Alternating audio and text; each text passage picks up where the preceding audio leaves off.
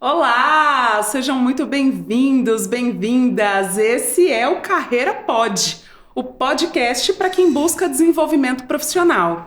E aqui nós vamos bater um papo então sobre vários temas: recolocação, transição de carreira, transição de empresa. De repente, o que você está buscando é mudar de empresa. Você até gosta do que faz, mas quer mudar de empresa. E também preparação para um novo cargo. Não é muito raro que pessoas passem para novas posições e de repente se vejam ali precisando desenvolver novas habilidades, adquirir novas competências.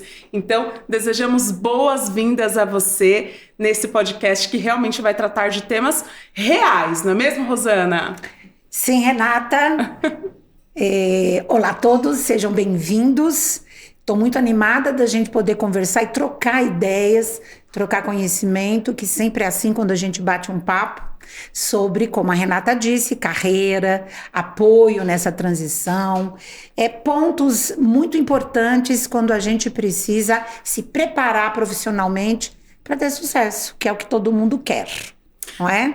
Muito bem, então vamos começar aqui com as apresentações. Quem é Rosana Fernandes? Rosana Fernandes, quem sou eu? Eu sou psicóloga há muitos anos. Eu tenho uma carreira de mais de 30 anos, sempre me especializando no desenvolvimento de pessoas. Então, eu sou consultora, eu sou mentora, eu sou palestrante, faço treinamentos e também sou professora na pós-graduação na área de psicologia organizacional. E a Renata Borges, quem é? Vamos lá. Bom, eu sou a Renata Borges, eu sou psicóloga por formação, eu sou especialista em treinamento e desenvolvimento, já trabalho há bastante tempo com consultoria, com desenvolvimento de pessoas, sou também palestrante, facilitadora de treinamentos, workshops. Então é muito interessante estar aqui e conversar sobre esse tema que é muito comum. É o tema que eu falo todos os dias, é algo que eu converso, eu respiro. E eu acho que de tudo que eu faço, o que eu mais gosto é realmente ser professor. Eu acho que ser professor é quase que um superpoder, assim. É quando você realmente consegue despertar no outro aquilo que ele tem de melhor. Então eu estou aqui à disposição para colocar realmente para o jogo tudo aquilo que eu conheço, tudo aquilo que eu sei. É realmente um privilégio estar aqui. Que ótimo, não é? Muito bem. Fala um pouco da sua carreira, Renata. Conta como é que você deu assim os passos na sua carreira. Você que é mais jovem e depois eu conto a minha. Vamos lá, então. Bom, eu comecei minha carreira no corporativo, trabalhando no desenvolvimento de pessoas, com recrutamento e seleção, treinamento. E aí chegou um momento na minha carreira que eu realmente senti que eu estava subutilizada, digamos assim. Eu senti que eu poderia entregar mais, desenvolver novas frentes. Foi aí que eu migrei para o trabalho consultivo, com consultoria em recursos humanos, treinamento, desenvolvimento, mentoria de pessoas. Então, de fato, é um pouquinho do que eu faço e de quem eu sou aqui hoje. E, bom, Rosana, na sua apresentação você comentou sobre a sua carreira. Por quantas transições de carreira você já passou? Embora minha carreira seja longeva, né, há mais de 30 anos eu trabalho, não foram tantos momentos de transição. Eu iniciei numa empresa, que eu tive uma oportunidade logo depois de formada para criar a área de recursos humanos nesta empresa, uma empresa grande, uma indústria, e criei toda a área de treinamento e desenvolvimento e fui aprendendo fazendo. E depois eu passei para uma outra empresa e, por fim, a carreira solo de consultora. Então, eu fiquei em empresas na área de recursos humanos, especialmente treinamento, e depois fui para a carreira solo. Então, foram esses momentos de transição pelos quais eu passei. Como é que foi para você, Renata, esses pontos de transição? Por que você mudou? Bom, eu acho que o principal ponto era esse sentimento de subutilização. Eu não sei se você já viveu isso, ou se quem está assistindo, quem está aqui participando já passou por isso, mas de fato eu estava num contexto corporativo em que eu gostava do que eu fazia, eu gostava da atividade de recursos humanos, mas eu não me sentia mais confortável e à vontade com o ambiente, com o contexto. Eu acho que eu me incomodava muito com esse cenário de ter que bater ponto, sabe? Às vezes, estar ali numa empresa em que você sabe que você já entregou tudo que você poderia entregar e está ali para cumprir um horário, uma jornada. Então, hoje, cada vez mais, a gente observa as empresas se posicionando de uma forma diferente, com jornadas mais flexíveis, até mesmo em função da pandemia, o trabalho híbrido se tornou uma realidade para muitas empresas, embora agora tenha se discutido muito esse retorno para o presencial, mas, enfim, é muito comum hoje em dia você poder ter uma jornada mais flexível. E eu não tinha. Então, eu ficava muitas horas ali na empresa, eu tinha 1h30 de almoço, coisa que eu nunca fazia. Então, era das 9 às 18h30. Resumindo, eu saía super cedo de casa e voltava super tarde para casa. Então, eu senti que realmente o ambiente já não era mais propício para o meu desenvolvimento também. E aí foi muito interessante, porque quando isso aconteceu, eu entrei num looping de formações. Acho que o primeiro passo foi pensar assim, bom, então já que eu quero fazer uma transição de carreira, como que eu posso organizar isso do ponto de vista prático? Então eu comecei a buscar formações. E aí eu fui fazendo benchmarking, entrei ali no LinkedIn, eu comecei a pensar o que as pessoas que estão no mercado têm que eu poderia ter também de formação. E aí eu comecei a identificar alguns gaps. Eu falei, poxa, eu não tenho uma pós-graduação. Então, deixa eu fazer uma pós-graduação. Fui lá, fiz uma pós em gestão de recursos humanos. Aí surgiu uma outra oportunidade, que era fazer uma pós em gestão de projetos. Falei, opa, então vou fazer mais essa pós em gestão de projetos. Mas aí eu me vi num looping de formações, uma atrás da outra, e fazendo mais um curso, e depois mais uma formação, e depois mais essa certificação, só mais uma, só mais essa, só mais essa. E eu nunca me sentia preparada, e eu não ia para a prática. Então, resumindo, eu já estava com um monte de diploma, um monte de conhecimento acumulado, mas que eu não colocava em prática. E aí era muito comum esse sentimento do eu nunca me sinto preparada, não, só mais esse. E o mais interessante, Rosana, é que quando você conversa com outras pessoas e você fala para elas, não, estou me preparando, mas eu vou fazer mais uma pós, as pessoas acham interessante, falam, nossa, que legal, admiram quem estuda muito, admiram quem se forma, nossa, olha como ela é estudiosa. Então, era sim um valor pessoal, eu gosto de aprender, eu gosto de me dedicar, mas ao mesmo tempo era também uma prisão, era um looping infinito, porque eu ficava nesse sentimento de não me sentir preparada e esperar, enfim. E aí eu acho que é o que muita gente passa, assim, dessa questão de não se conhecer, talvez de não ter o autoconhecimento necessário e de não conseguir destravar. Então, o que fez com que eu saísse desse cenário foi o autoconhecimento.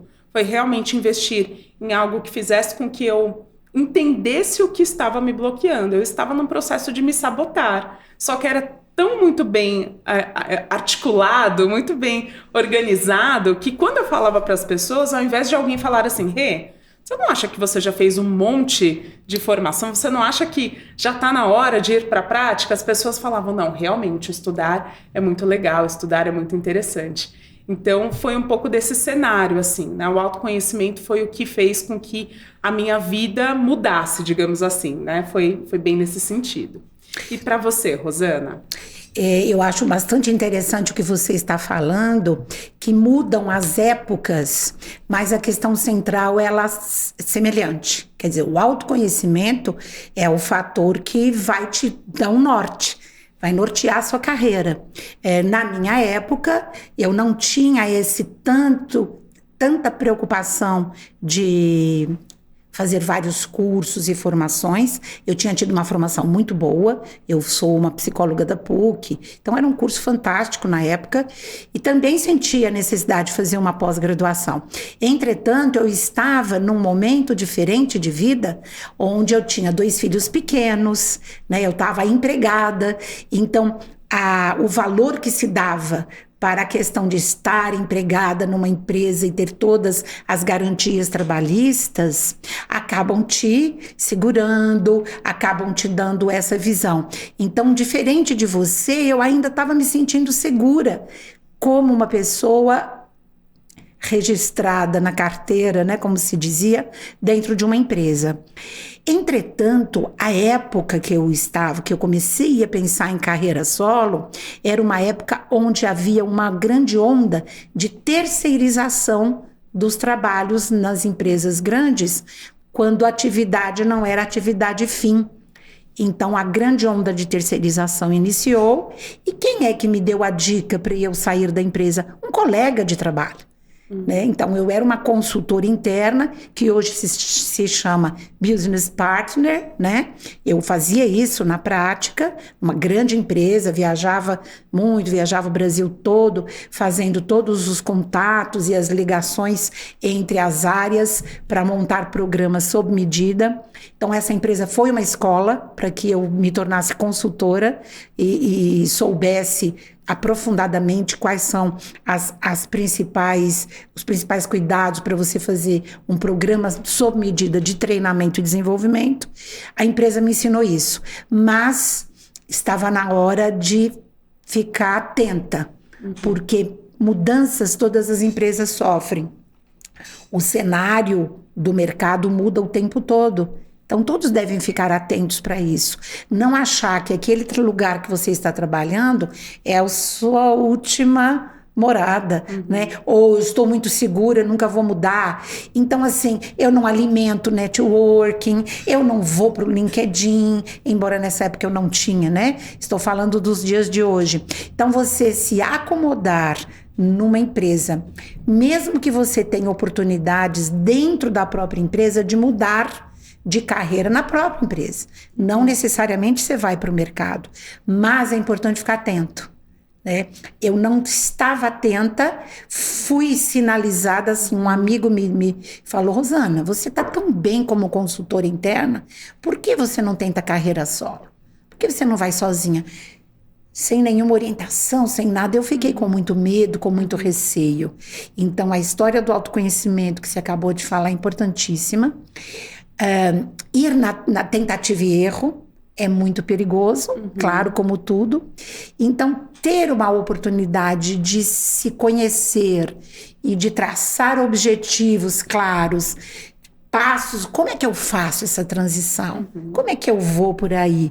Não é? Me parece que esse é o ponto fundamental em relação a, então, a mentoria, né? Uma mentoria profissional que vá te dar esse caminho. Como é que você vê isso? Você aprendeu na prática também, não é? Sim, é interessante quando você fala, porque essa questão de se sentir apegada ao emprego porque tinha uma segurança, isso também aconteceu comigo, tá? Então, eu era registrada também ali, tinha um registro, era seletista, tinha benefícios, convênio médico, então tudo isso me prendia também. Mas teve um ponto de virada, Rô, que foi a questão da saúde mental, sabe? Eu realmente já estava esgotada naquele contexto, eu estava com a saúde mental bastante abalada. E é interessante que, embora eu fosse psicóloga, eu acabava negligenciando esse ponto, né? Eu acho que o fato de ser psicólogo não te blinda de vivenciar toda essa angústia, toda essa questão relacionada a um ambiente de trabalho. Então, esse ponto também é interessante. Eu tinha muitas dores de cabeça, muitos sintomas físicos. Uma vez, eu fiquei internada no hospital por 7 dias, ninguém descobriu o que era. No final do dia, era estresse. Tá? Então, fiz vários exames, até o líquor da coluna para saber o que era, e no final do dia era o estresse. Então, aquilo, hoje em dia está muito comum as pessoas nomearem, né, as coisas. Então, era burnout. Então, eu vivi um processo de burnout que foi esse o ponto de virada, realmente o ponto-chave para que eu passasse para um outro posicionamento, né? Então, você teve um amigo que comentou com você e falou: olha, Rosana, presta atenção, tem oportunidade. Para mim foi essa questão mesmo de se encontrar nesse cenário, né? Eu acho que eu fiquei negligenciando por muito tempo questões pessoais. Eu fiquei por muito tempo deixando de considerar... eu não marcava médico, falava, não posso, eu não posso me ausentar. Hoje não posso. Eu não posso, né? Não vou marcar médico, não posso me ausentar. Então, fui negligenciando tudo isso. Quando eu observava também os meus planos futuros, eu tinha muita vontade de me organizar do ponto de vista pessoal para a maternidade. Então, a gente não pode viver a carreira também como única vertente da sua vida. Então, foi muito importante e necessário para que eu também me organizasse frente a tudo isso. Eu sinto que eu estava vivendo assim no piloto automático, sabe? Eu sinto que eu estava vivendo realmente no piloto automático, mas uma coisa interessante, eu também percebo que eu já tinha vivido uma demissão emocional, sabe, Rô? Então, eu já estava num contexto ali em que eu já tinha me desconectado da empresa, porque eu já via que não fazia sentido, que não era congruente com aquilo que eu acreditava. A demissão emocional já tinha acontecido e a demissão real demorou algum tempo para acontecer. E eu vejo isso de uma maneira muito recorrente também com as pessoas que eu atendo, né? De repente não perceberem o quanto esse processo ele não começa ali, não começa na demissão, ele começa muito antes, né? Então, o seu corpo vai dando sinais, você vai percebendo que não está tão engajada como antes. E eu percebo que eu tinha, assim, medo do sucesso e também tinha medo do fracasso. Tinha muito medo de dar errado, muito medo de fazer essa transição de carreira e dar errado, no sentido de, poxa, tá, eu vou empreender. Mas e aí, se não der certo, o que vai acontecer, né? Como é que eu vou pagar os meus boletos, né? Digamos assim. Mas eu tinha medo de dar certo também, porque eu ficava nesse processo de me sabotar e tudo mais. Então, acho que isso é bem interessante, né? Meu processo foi de dentro para fora, envolveu muito do estudo, do teórico, do preparo, para depois ir para a prática. E aí, claro que eu tive acesso a pessoas que foram pessoas-chave na minha carreira, o networking, como você comentou, acho que isso foi muito importante, mas é interessante a gente considerar e entender esse processo como um todo, né? Entender que é algo que não é do dia para a noite. A pessoa é igual um casamento não acaba no dia seguinte. Hoje acordei, não quero mais. Não, é um processo que vai fazendo com que as coisas se desgastem e tudo mais. Agora, dentro desse cenário, Rô, que tipo de apoio efetivo, então, você obteve para se orientar nesse momento de transição? Porque você comentou que houve um colega que te deu um toque, tinha todas essas questões pessoais que, de certo modo, seguravam você, o fato da segurança, muitas vezes os filhos, né, esse cenário como um todo. Mas que tipo de apoio, então, você efetivamente teve? Aconteceu algum apoio ou não? Você teve que se virar? Me conta um pouco. Tive que me virar, não é? Eu não tinha um apoio profissional, esse colega era meu par na empresa, ele também não tinha, né? Pensamos em até ser sócios, montar uma consultoria, e nessa época muitas consultorias na área de recursos humanos estavam brotando no mercado, não tínhamos nenhuma ideia, foi tateando o mercado e tal. Também não tínhamos um Google para consultar sobre as novas tendências, sobre teoria e tal. Era livro, né? Então, nessa época, eu estudei bastante. E curso, né? Cursos, todos os cursos que apareciam. Antes de eu sair desta empresa, essa empresa oferecia muita oportunidade de cursos. Uhum. Eu tinha colegas que simplesmente não ignoravam essas oportunidades. E eu fiz o contrário. Eu agradeço até hoje de ter tido essa perspicácia de não desperdiçar oportunidade. A empresa ofereceu qualquer tipo de formação, de curso, ou pagava para que eu fizesse fora, eu fiz todos que apareceram. E assim que eu resolvi me desligar da empresa e montar a minha consultoria, que se chama Interagir, que eu acabei nem contando para vocês, a minha consultoria tem 27 anos. Então, nesse tempo todo, a necessidade de atualização foi se mostrando essencial. Você precisa o tempo todo estar atento com todas as tendências, a tecnologia, todos os princípios das teorias, como é que elas estão se aplicando hoje, a mudança de geração em geração desses meus clientes, desses treinandos. Então, tudo isso eu achei importante. Então, o principal eu considero que é o estudo. é a leitura, é buscar a atualização. O tempo todo eu busquei isso. Como eu disse, não era tão simples. Cada nova teoria que eu ouvia falar que era importante, comprava o livro, né? A gente lia o livro em papel naquele tempo. Isso era muito valorizado, tanto que a minha biblioteca é recheada de livros, você até conhece um pouquinho, né? Sim. Que eu já te mostrei. Então, o grande aliado meu foram livros. Não tive apoio profissional, como hoje nós, tanto você quanto eu, realizamos com vários profissionais.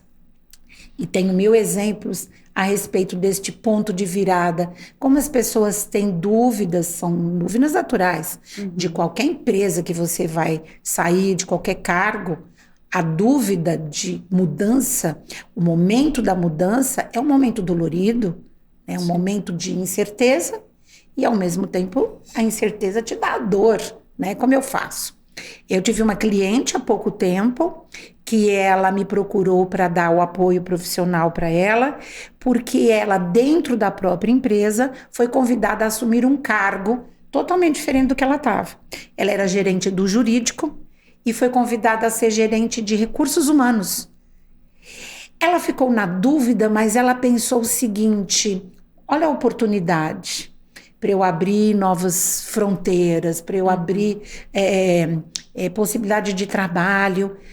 Por um lado, ela tinha essa dúvida de, se eu não aceitar a oferta, eu posso ficar em maus lençóis, mal vista na empresa, como a profissional que não aceita desafios novos. Ao mesmo tempo, se eu aceitar, eu não estou preparada. Sou diretora ou gerente do jurídico, eu vou para gerente de recursos humanos, mas ela achou que a área era legal, ela achou que... O que ela fez? Ela me contratou, eu fui indicada por alguém, eu não me lembro agora, ela me contratou para fazer uma mentoria com ela, para prepará-la para a área de recursos humanos, que ela não estava habituada, conhecia por ser cliente da área de recursos humanos, mas não como ser uma gestora da área. E aí nós fizemos um processo de mentoria que a deixou bem situada e até observando quais eram as lacunas que ela precisaria preencher, por onde ela iria buscar as informações, por onde ela... Então, nós fizemos toda uma organização do caminho que ela iria seguir para ser a gerente de recursos humanos. Por que eu estou contando este exemplo, né? Porque, às vezes, a oportunidade aparece dentro da sua própria empresa, é a dúvida natural, mas ela procurou uma ajuda profissional. É diferente de... Nem você, nem eu fizemos isso na época. Fomos descobrindo na tentativa e erro. E na tentativa e erro dá certo? Dá. Claro que o caminho fica mais comprido, talvez mais dolorido. Talvez você cometa mais falhas neste caminho que possam te dar prejuízos, né? Não prejuízos financeiros apenas. Pode haver prejuízo financeiro, mas pode ser prejuízos de tempo, né, de gastar um tempo imenso num caminho que às vezes não vai dar em nada. Uma ajuda profissional realmente te ajuda a ir mais rápido. Da mesma forma como a gente comenta de um personal trainer, né, no físico. Então, você quer fazer um treinamento físico, uma atividade física, e aí você sozinho, quanta coisa você pode fazer errado. Né? Quantos exercícios você pode se auto-indicar que não fazem bem para aquilo que você quer no condicionamento físico? É muito parecido, né? Então, nós podemos fazer um paralelo a respeito dessa procura profissional no sentido de facilitar essa tua jornada, não é verdade? Com certeza. Você sabe que uma das perguntas mais recorrentes aqui para mim, das pessoas que me procuram para mentoria, é justamente, Renata, como eu faço para definir um norte na minha carreira, o próximo passo da minha carreira? Isso é muito comum. É muito comum as pessoas chegarem aqui um tanto angustiadas, frustradas com o momento atual e até mesmo perdidas, né? Então, isso também é interessante, isso acontece bastante.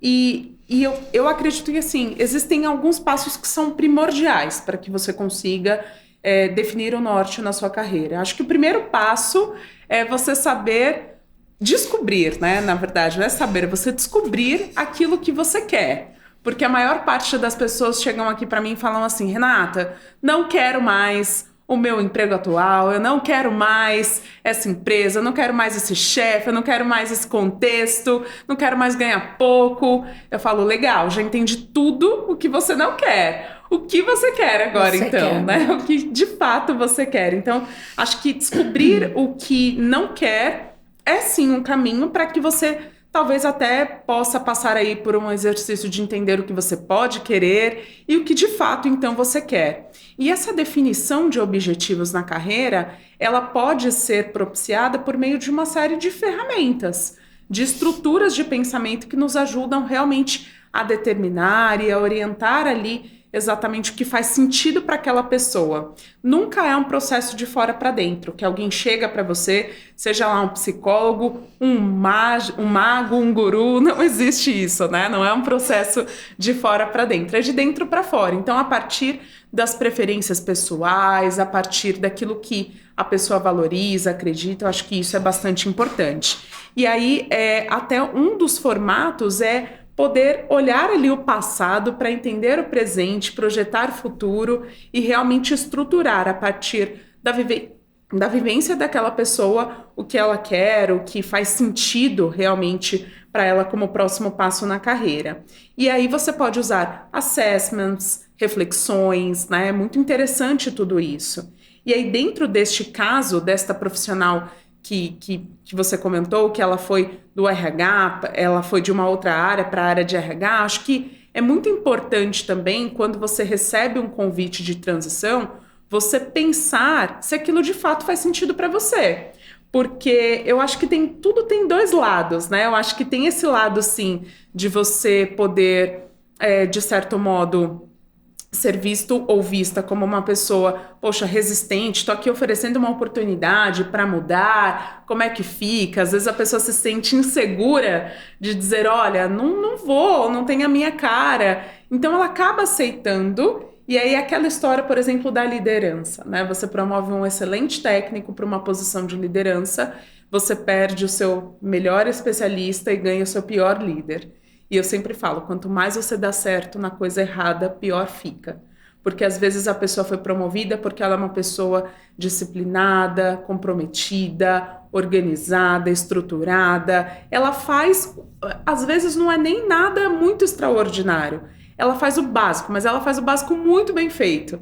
E aí isso por si só já a diferencia, isso por si só já faz com que a pessoa cresça, com que ela se destaque, mas às vezes esses convites também de transição, se não alinhados com os valores pessoais, se não organizado com outras áreas da sua vida, porque às vezes é uma transição para algo que você vai ter que viajar muito, ou você vai ter que se dedicar muito, eu sempre falo, será que todo mundo quer mesmo ser um diretor? Será que todo mundo realmente quer ser um presidente? Alguém realmente com muita responsabilidade, mas que também tem muitas demandas? Acho que esse também é um ponto interessante de pensar, sabe, Rosana? O quanto essa transição vai impactar em outras frentes da sua vida, em outras áreas. Então, acho que é um ponto também importante e necessário de se pensar. Agora, esse ponto dessa profissional que você comentou realmente faz todo sentido. E aí, talvez uma estratégia para isso é você ter muito claro qual é o seu projeto de carreira. Então, aqui no Brasil, a carreira ela não é tão estruturada, né, como em outros países, em outros locais em que as pessoas se dedicam para isso. Mas o projeto de carreira, ele permite que você... ele envolve desde as primeiras escolhas até a aposentadoria, e de repente esse seu projeto profissional, que é isso que você está fazendo agora, ele pode não ser exatamente aquilo que você quer lá na frente, mas é um passo, é um caminho. Então esse projeto profissional, ele te ajuda a chegar lá no final. E tem também o projeto acadêmico, que é muito do que nós já falamos aqui, que é a questão dos cursos, o quanto você realmente se organiza para esse próximo passo. Acho que tudo isso é muito importante para que as pessoas se estruturem. Faz sentido para você? Faz muito sentido. Isso me faz lembrar alguns pontos essenciais que eu costumo colocar. Semana passada eu fiz uma palestra para jovens no início de carreira, e a gente estava falando sobre isso. São 3 condições essenciais para que uma pessoa, um jovem, por exemplo, iniciante, ele coloque como observação, né? Para escolha de carreira, principalmente. O primeiro é gostar. Gostar muito daquilo. Não importa o que seja. Porque você vai falar assim, não, mas o mercado de trabalho está pedindo essa ou aquela área. Olha, isso aí está dando muito dinheiro, escolha isso. Se você gostando, às vezes é difícil o caminho, imagine se você não gosta. Então, você gostar muito daquilo, não importa qual seja a carreira. Tem uma segunda condição, estudar sobre. Então, você gosta muito, estuda profundamente aquilo. E, por terceiro lugar, suar. Você tem que dar esforço. Você tem que suar. Não vai cair do céu mesmo, né? Embora algumas pessoas achem que cai do céu, é só sentar que vai aparecer, não vai acontecer isso, né? Então, eu ouço, às vezes, algumas pessoas assim, não, mas assim que aparecer uma oportunidade... Eu falo, como é que ela vai aparecer a oportunidade? Se você não conversa com ninguém, você não se mostra em lugar nenhum, você não frequenta um evento relacionado à sua carreira, você não lê, você não olha as notícias. Como vai aparecer? Eu vi ontem isso até de um outro profissional. Assim que aparecer uma oportunidade, as oportunidades podem aparecer dentro de um contexto que você está vivendo relacionado àquilo, né? Então, você precisa... ir atrás, suar, trabalhar. Tudo isso está ligado. Então, eu ouvi outro dia um cliente meu, ele acabou de mudar de empresa. Ele é diretor numa empresa e ele saiu numa posição confortável da outra empresa que ele estava. Realmente, ele me surpreendeu. Eu estou fazendo mentoria com ele porque ele quer se preparar melhor para essa transição, para onde ele já está. Saiu de uma grande empresa, numa posição muito boa, só não era diretor no cargo. E foi para esta outra empresa um pouco menor, mas de um bom nome no mercado, como diretor. E ele disse que ele quer galgar mais. Ele está sempre...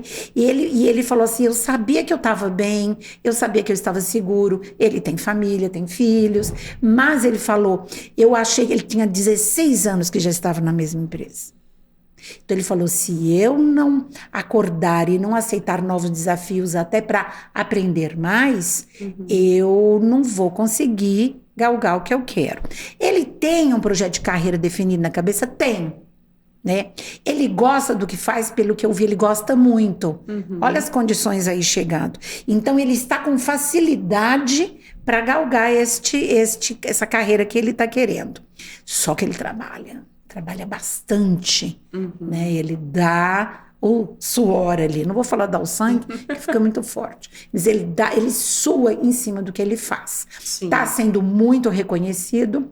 Porque este processo de mentoria que eu estou fazendo com ele numa empresa é um processo de mentoria organizado num programa de desenvolvimento que a própria empresa está proporcionando aos seus gestores.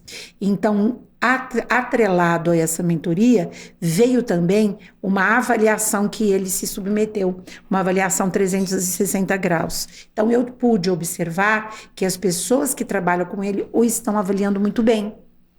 Então, você vê, ele mudou para uma outra empresa, para um cargo maior, está trabalhando, gosta do que faz, recebeu uma avaliação muito boa, quer dizer que ele está demonstrando, está se esforçando, mas está com a mentoria. Por quê? Porque ele quer se organizar o pensamento, se planejar para ver os gaps dele, e ele reconhece que tem algumas lacunas, ele percebe que precisa se aperfeiçoar. Então, percebe? Quando a gente fala gostar muito, estudar sobre é se preparar. Sim. Né? Eu não posso achar, e vai atrás da oportunidade, né? Estar presente na oportunidade. Então, faz muito sentido isso que você falou também, né? Eu penso que é uma mescla de tudo, né? Então, tem sim que se preparar, porque a pessoa também que vai para esse novo desafio sem esse preparo começa a entrar num contexto de angústia, ela fala, poxa, eu não sou capaz, e esse sentimento é muito ruim, Sim. esse sentimento de incapacidade, mas ao mesmo tempo também só ficar no preparo, que é o que algumas pessoas fazem, paralisadas, analisando, estudando, planejando, e não vai para a ação também não é interessante. Né? É necessário que a pessoa se coloque para o jogo. E aí, ouvindo você, achei interessante, porque eu já atendi também vários executivos com anos de carreira, várias pessoas com muita experiência, e que aí, de repente, falam, poxa, eu quero mudar de área. Né? E aí é um pouco diferente desse cenário que nós estávamos abordando aqui. Não foi um convite da empresa, é a própria pessoa que se percebe, se descobre querendo mudar. E aí é muito curioso pensar sobre isso, porque quando essa pessoa super bem sucedida, ela fala, quer mudar, a família fala, você tá ficando completamente louco, completamente doida. Como assim? Você é tão bem sucedido. Largar o certo pelo duvidoso? É isso. Você vai trocar o certo pelo duvidoso. Você é tão bem sucedido, tão bem sucedida. Como é que você vai fazer isso, né? Como é que você vai mudar, jogar tudo pro alto? Então a pessoa é tida como louca, mas aí eu volto a repetir. Quanto mais você dá certo na coisa errada, pior fica. Vejo isso muito comum com bancários, por exemplo. O bancário, ele vai se envolvendo naquele contexto, ele bate meta, ganha mais, e aí ele fica ali, porque ele chega no momento que ele fala, poxa, mas se eu sair, eu vou abrir mão de tudo isso, tudo que eu conquistei, toda a minha carreira até aqui, ganho dinheiro. Então, muitas vezes nós somos seduzidos também por outras coisas que são tão importantes e necessárias quanto, mas às vezes é um cargo que fala, nossa, é isso. Ou então é uma grana maior que vai entrar, olha, nesse novo nível eu tenho, de repente, uma bonificação diferente, eu tenho uma grana diferente, mas o quanto isso também não pesa para você? Eu acho que essa moeda de troca, né, ela tem que ser muito bem pensada, porque senão você vai, e aí, por exemplo, o dinheiro é uma coisa que a gente se adapta muito fácil. Né? Se eu ganho hoje 1.000 e passo a ganhar 2, eu vou gastar 3, né? As pessoas tendem a gastar mais até do que ganhar. A gente se adapta com o que é bom, né? Se adapta com esse cenário. Então, acho que é importante também pensar sobre essas questões, o quanto você, de fato, não está deixando de olhar coisas que são muito mais importantes. Existe um conceito muito interessante, que é o conceito do salário emocional, que é um clima, um ambiente, as pessoas, de repente uma flexibilidade, é o quanto você já tem habilidade para entender o cenário. Ou não, ali, essa pessoa eu consigo negociar algumas coisas. Eu brinco que é quando você começa a negociar ali algumas saídas, é como se você estivesse presa. Mas aí você já conhece o carcereiro, você já conhece ali a pessoa, então você negocia uma saída, negocia alguma coisa e isso vai te envolvendo para ficar. Isso vai fazendo com que você fique. Só que nesse cenário você está trabalhando mais para a empresa, talvez, para o que a empresa quer, para o que ela está te oferecendo, do que para a sua carreira. Exatamente. Né? Então, exatamente. É essa a pergunta, né? Você trabalha hoje para a empresa ou para a sua carreira? Porque se você estiver trabalhando para a empresa somente, você vai se perdendo nesse cenário, você vai deixando de se observar nesse cenário. Você já conhece algum caso, alguém que passou, de repente, mentoria com você, que vivenciou algo parecido? Olha, você falou e veio aqui na minha memória um caso exatamente assim. Ele tem como um rapaz que me contratou para apoiá-lo num processo processo seletivo. Uhum. Ele está bem empregado numa empresa, ele está abaixo do CFO da empresa, e ele foi chamado por um headhunter, apareceu o processo seletivo para ele ser diretor. Uhum.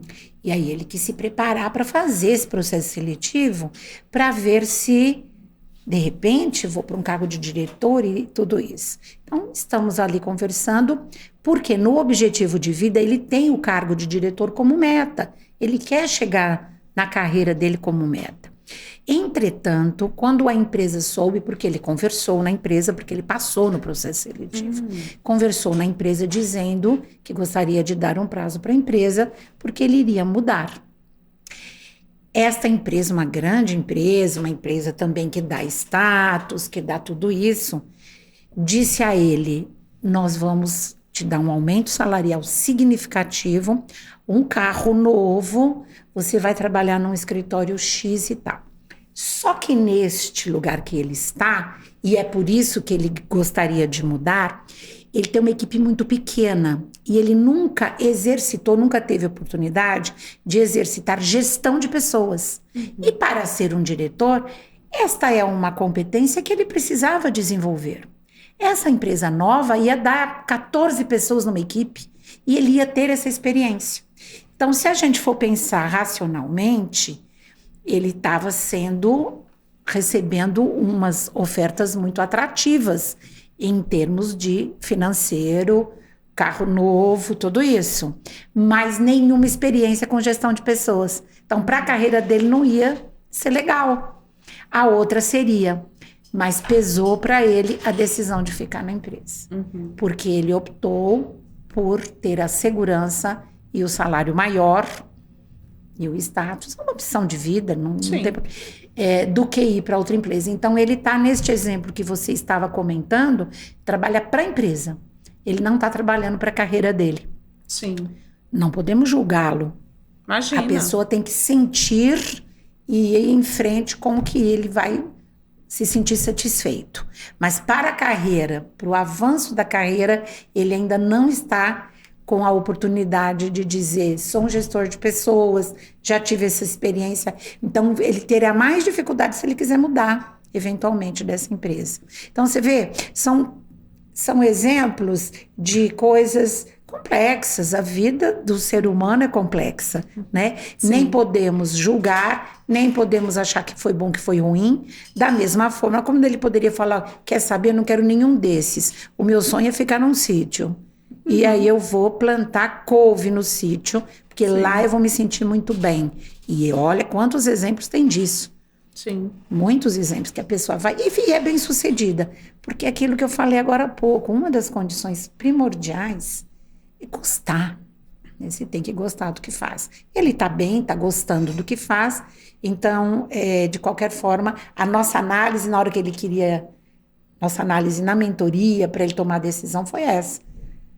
O que você quer para sua carreira, o que você quer para sua vida. Sim. Ele falou, então ficou com isso, entende? E é interessante porque eu também tenho... É interessante, quanto mais nós falamos aqui de casos, mais casos surgem à mente. Tá? Mais eu me relembro aqui histórias de pessoas que já passaram.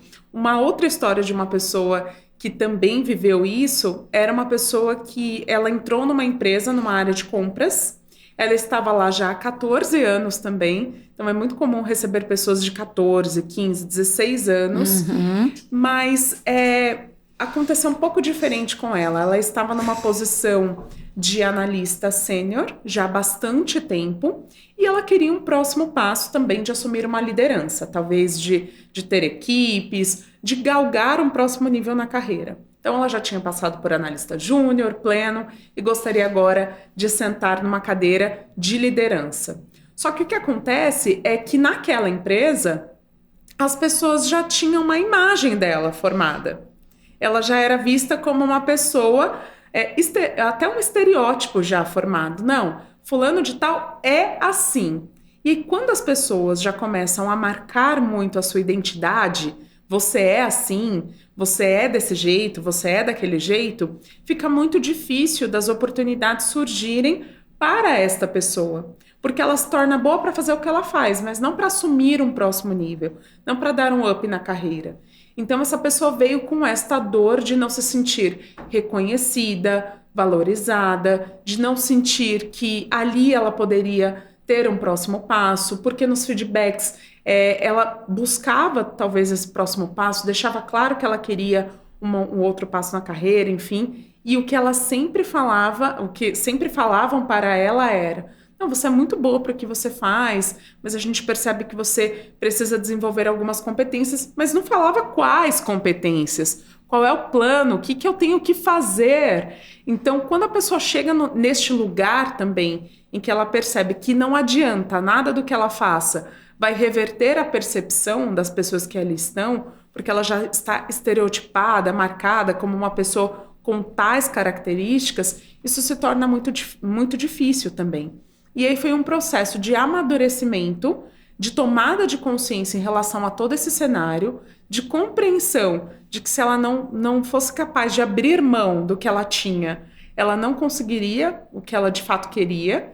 E aí, de preparo. Então, depois que eu tomei a consciência, depois que eu entendi o que eu posso fazer. Então, nós trabalhamos um currículo bem estruturado, comunicando esse objetivo de liderança, trazendo para um currículo uma linguagem de projetos, de entregas, de resultados que essa pessoa tinha conquistado, posicionando-a como uma pessoa capaz de liderar, né? Então, isso foi muito interessante, porque ela conseguiu, então, se demonstrar assim. Fomos para o LinkedIn, fizemos toda uma formatação no LinkedIn, desde parametrizações dos pontos para que ela fosse localizada pelo algoritmo.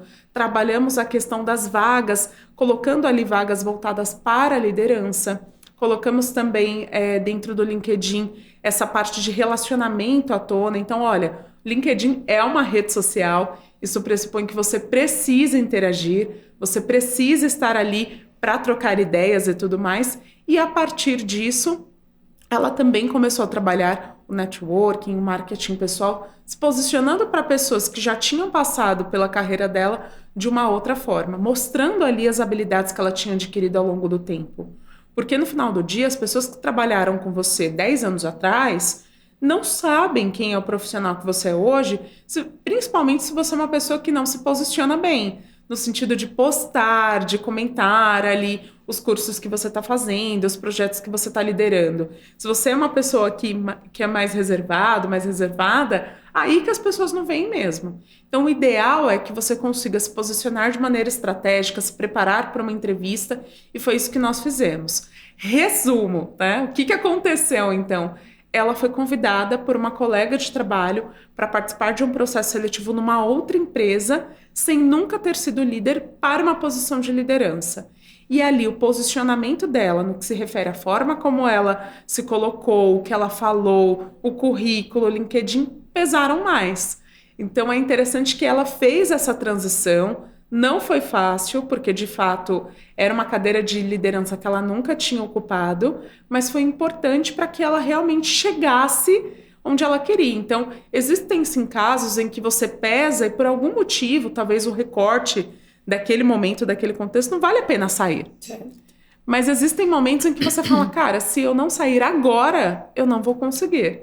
Se eu não fizer essa virada agora, ela não vai acontecer nunca mais. Talvez ela estivesse lá até hoje. Talvez por 20, 30 anos, até se aposentar, ela ia ficar lá, mas naquela mesma posição. Porque, de fato, a empresa em que você está, ela pode ser muito interessante, te abrir várias portas, mas se a cultura da empresa não faz sentido para você, ou se, de repente, o que eles estão propondo não faz sentido para você, você fica e daqui a pouco desmotiva de novo. Sim. Então, você aceita uma promoção, não fica, olha, vou reter você, vou te dar um aumento, mas por quanto tempo também?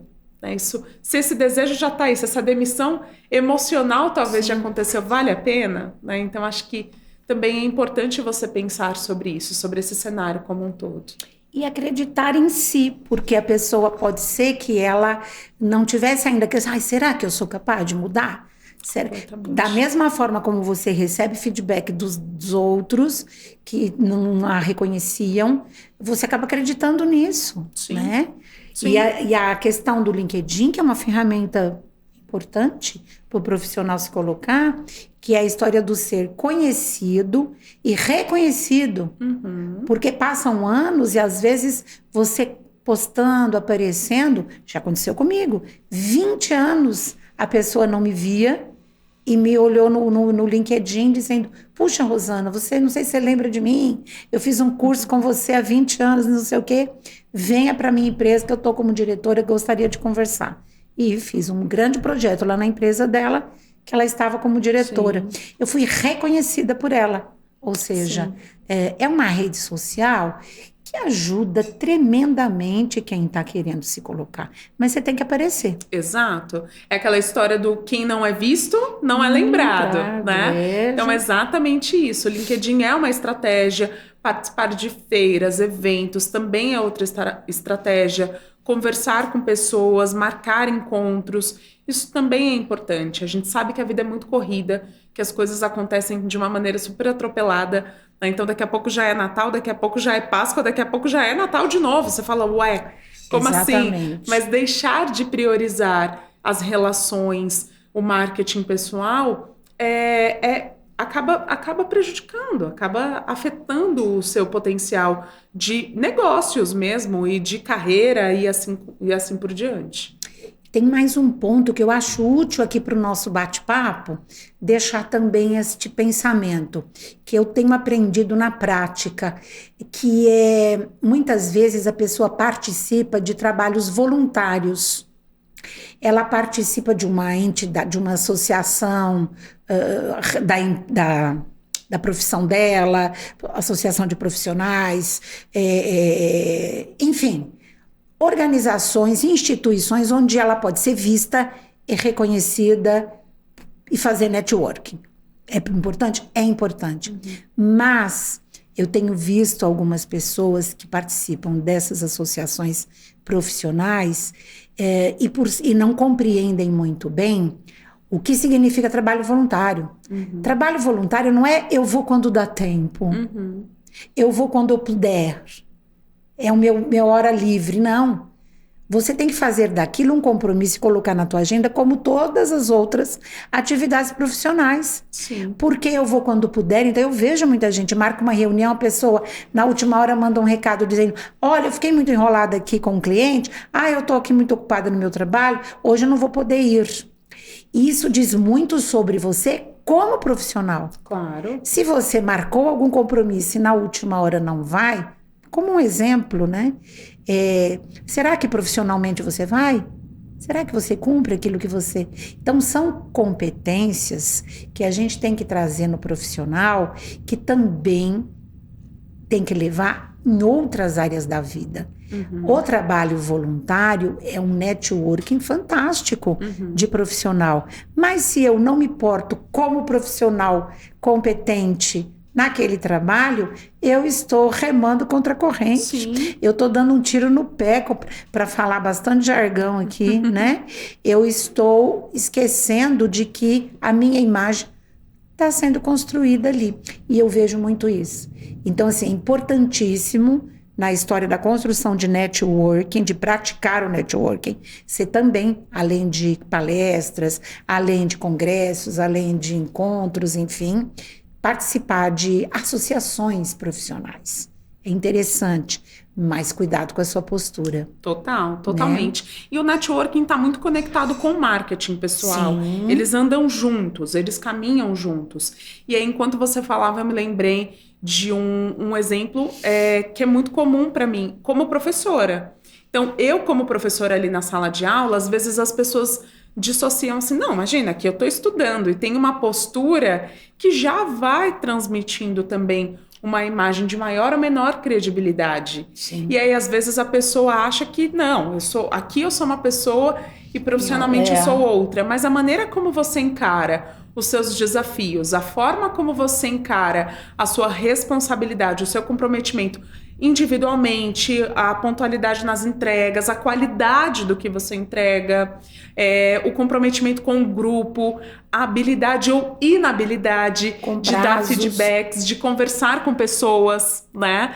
Então, muitos trabalhos em grupo ali, e as pessoas acham que são coisas diferentes. Não, como professora eu afirmo, eu já indiquei e deixei de indicar pessoas para participarem de processos seletivos em clientes que eu atuava, justamente pela postura. Eu falei, olha, não é um aluno, né, que me transmite ali uma segurança, não é uma pessoa que me passa uma credibilidade. Então é interessante também nós olharmos para tudo isso, porque às vezes a pessoa fala assim, não, no momento da entrevista eu vou lá, me posiciono. Não é assim, você é visto o tempo todo pelo que você posta, pelo que não posta, por tudo, né? Então, redes sociais, até a imagem, a sua foto que está lá no seu WhatsApp, até isso já é repertório para que o recrutador considere você ou não, né? Ou para que ele tenha uma imagem, de repente, diferente de você. Eu realmente acredito que as pessoas têm as suas vidas pessoais e que elas podem fazer o que elas quiserem dentro do horário de vida pessoal,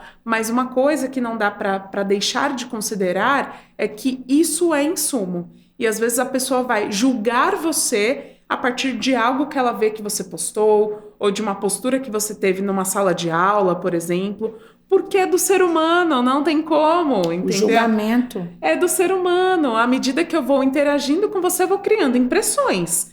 E essas impressões são julgamentos. Então não dá para achar que é só no momento do processo seletivo que você está sendo avaliado. Nas relações, na forma como a gente se posiciona numa reunião, numa entrevista, numa sala de aula, tudo isso já é insumo para que você realmente seja ou não seja considerado, seja ou não seja considerada. Acho que esse ponto também é bem importante de trazer aqui. Faz sentido, Rô? Faz todo sentido. A pessoa, o indivíduo, o nome já está dizendo, né? A palavra já está dizendo. É Exato. única, né? Ele é inteiro. Ele não está dividido. Eu não sou assim de um jeito hoje, eu sou assim de um outro jeito. Sabe, credibilidade, compromisso, postura profissional, principalmente coerência. O que é coerência?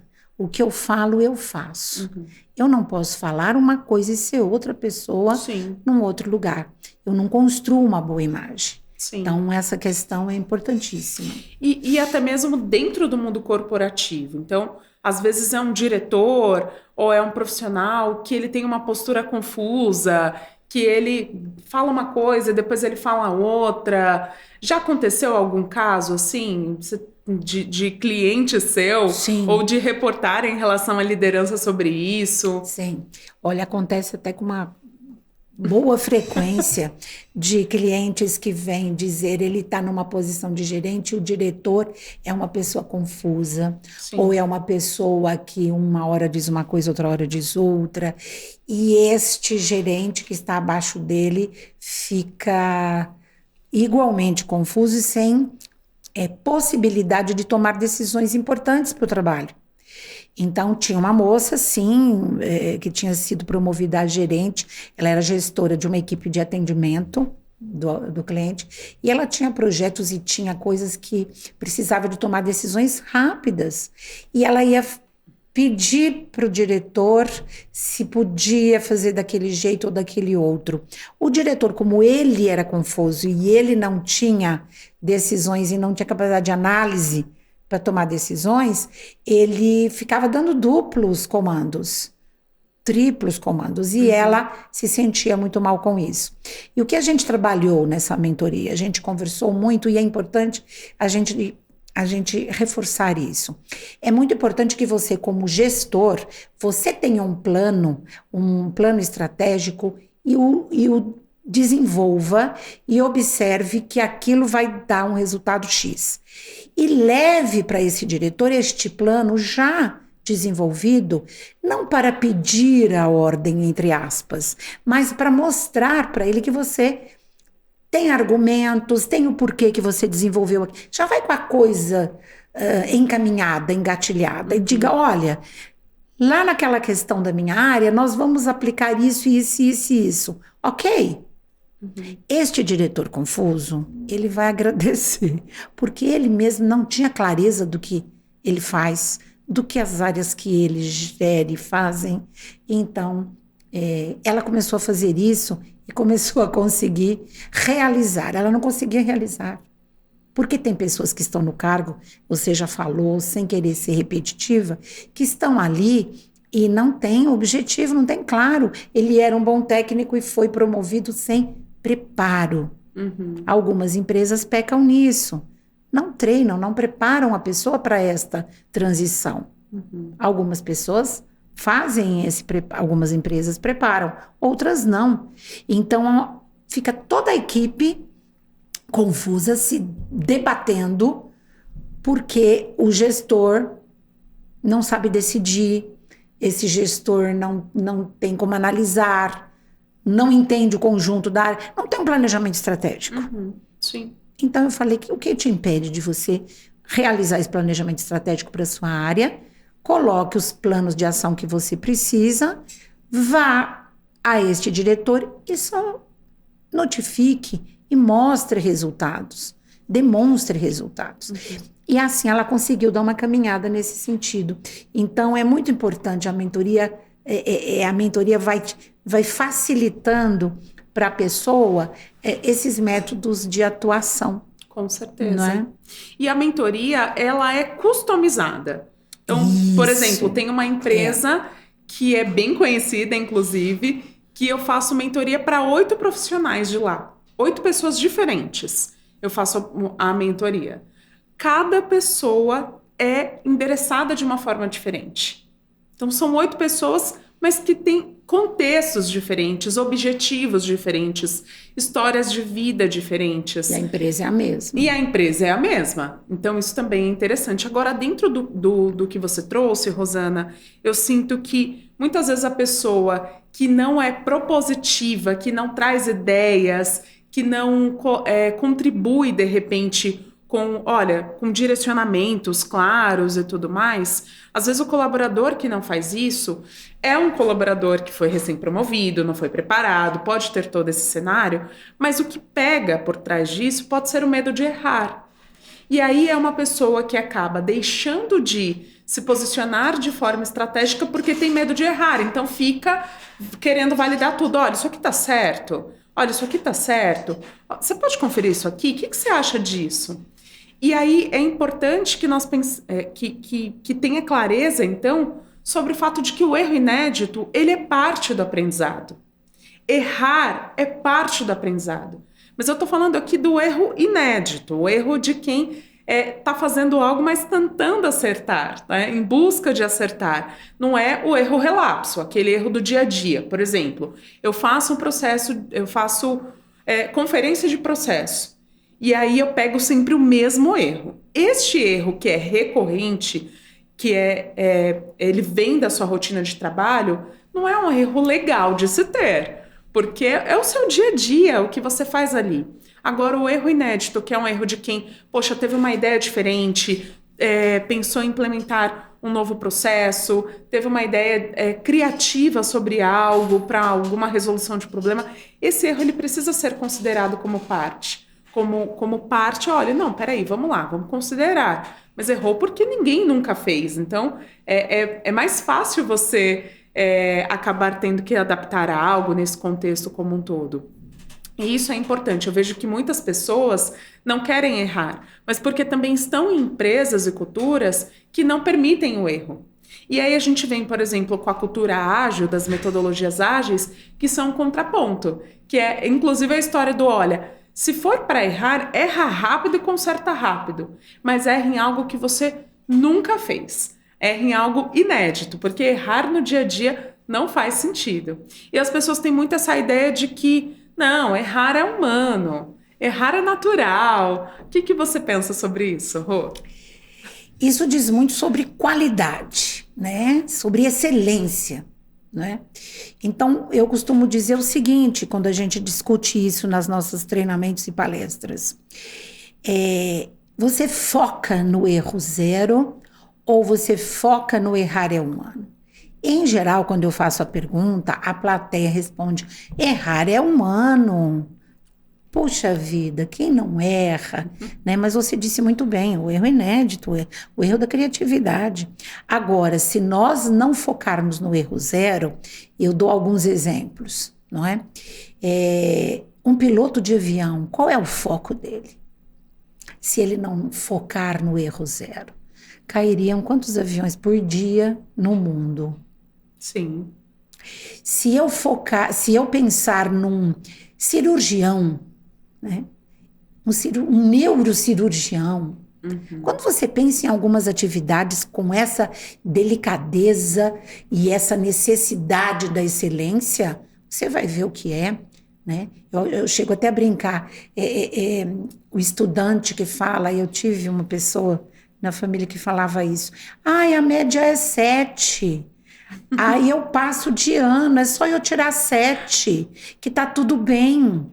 E aí a gente fala, se você tiver que fazer uma correção no seu rosto, procurar um cirurgião plástico, você vai num cirurgião que teve nota 7, Ou você vai querer um que teve nota 10? você 9,5. Ó, é uma nota legal, 9,5. Você daria o seu rosto para esse cirurgião mexer? Você jamais daria. Você quer nota 10. Então, essas pessoas erram? Sim. Agora, elas focam no erro zero?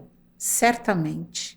Então, tem uma série de atividades que, se você não focar no erro zero, você terá prejuízos e catástrofes muito grandes.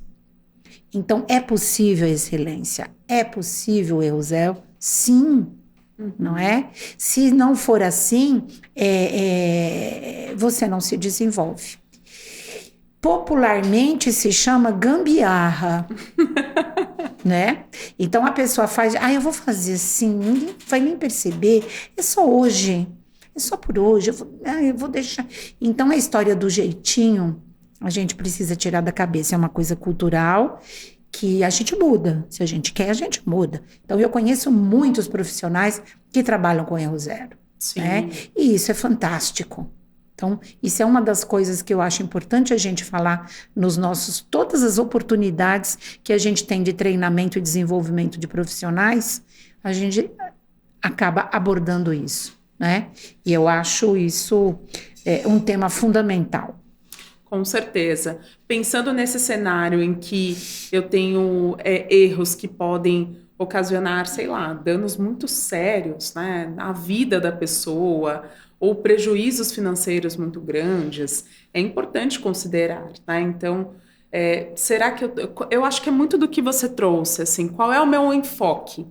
Eu quero entender, não, o erro é normal, o erro faz parte, ou eu vou errar é humano, ou eu de fato vou me posicionar para que o erro não aconteça. Porque eu dou uma desculpa para mim mesmo e já preparo a minha mente para dizer, errar é humano. Então, se eu tiver um errinho, será perdoado. Eu já trabalho para errar. Sabe o que me lembrou? Né? O tentar. Isso. Eu vou tentar. Vou tentar fazer. Eu vou tentar. Se não der certo, eu avisei que eu tentei. Exatamente. Agora, eu vou fazer. Eu falei que eu ia tentar. E aí é muito interessante essa história do tentar, porque até mesmo dentro de um processo seletivo, aqui, trazendo como exemplo, imagina só, alguém te pergunta, um recrutador te pergunta, pessoa, você sabe falar inglês? Aí a pessoa fala, eu tô tentando, só falta falar assim, mas é difícil, né? Inglês é muito difícil de aprender. Então, eu tô tentando, ele descredibiliza a fala. Total. Ele traz uma imagem ele já abre essa margem para o não vou conseguir, não vai dar certo. É diferente de você dizer assim, olha, o inglês tem sido um objetivo estratégico para mim nos últimos 6 meses. Então, o que eu tenho feito? Eu tenho feito aulas semanalmente, eu também acabei de baixar um aplicativo que eu consigo ali treinar gramática, conversação. Então, todo o tempo que eu tenho, eu já faço isso. Para treinar a escuta, eu tenho assistido filmes com legenda, justamente para ouvir, para treinar essa questão da escuta, e isso tem sido realmente um objetivo bastante estratégico para mim. Poxa, é super diferente. Quem você contrataria? A pessoa que está dizendo que vai tentar, eu tô tentando aprender. Ou a pessoa que realmente se posiciona com toda uma estratégia, com tudo que ela está fazendo. Então, acho que isso também mostra muito sobre quem é esse profissional e como ele se posiciona. Diz o que você faz. Exato. E não o que você não faz. Exato. Não é? Exato. Então diz, sobre isso, eu estou com essa ação. Exato. E não, o tentar é terrível, né? Porque eu já estou dando desculpa de que eu não vou, eu sou fraco. Eu posso não conseguir, hein? Já deixo ali tudo uma mensagem. Que talvez eu não consiga. Eu sou fraco, se eu estou Sim. dizendo isso. Sim. Mas eu tenho essa... Diga a verdade em entrevistas. A gente costuma dizer, Sim. Fala a verdade de uma forma propositiva, Sim. de uma forma afirmativa. Sim. Você tem tal coisa? Eu tenho e faço isso para corrigir. Ninguém está dizendo para mentir. Porque a mentira também não vai levar a nada. É verdade. Bom, e eu quero convidar a você que nos acompanhou até aqui para participar aqui dessa trilha de programas que nós teremos, dessa série de programas que nós teremos. No nosso próximo programa, nós teremos aqui muito sobre processo seletivo, entrevista, currículo, LinkedIn. Então, se essas são dúvidas que você tem, vem com a gente. Eu quero agradecer a você, então, por ter nos escutado até aqui, nos acompanhado até aqui. Muito obrigada e até a próxima. Rô? Muito obrigada por ter nos acompanhado até aqui. A próxima, não percam, vem com a gente. Vamos falar de carreira e de um monte de dica. Até lá!